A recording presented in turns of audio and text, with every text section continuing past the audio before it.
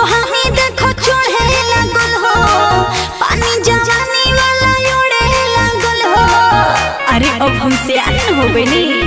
अच्छा देह पर रोहानी देखो चढ़े लागल हो, पानी जवानी वाला उड़े लागल हो।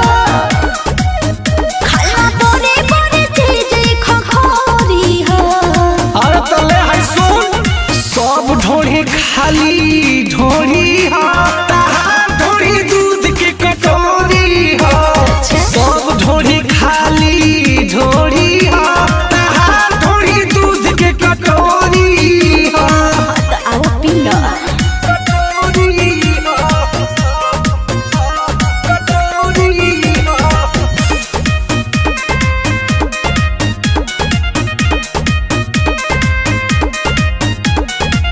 मिली सभात लचबाब बाबू, धारी कपियो शराब बाबू। अरे नाश्ता में हो जा। अच्छा देख जोश मद होश करबो, लगे गोरी के बेहोश करबो। अरे ना हो सब लइकन के है कमजोरी हो। बुझला सब ढोरी खाली ढोरी हो, ढोरी दूध के कटोरी हो। सब ढोरी खाली ढोरी हो, ढोरी दूध के कटोरी हो। का विचार बा?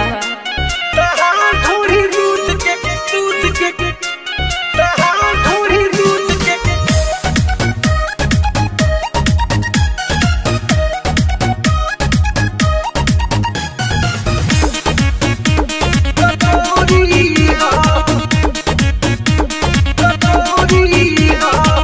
आज तो बनल मीजा जेबा, खाला के सन मलता जेबा।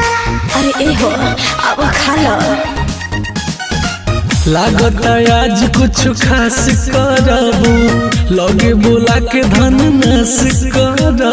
अरे हो जाएगा। सन्नी देत बनी मौका न छोड़ी हो।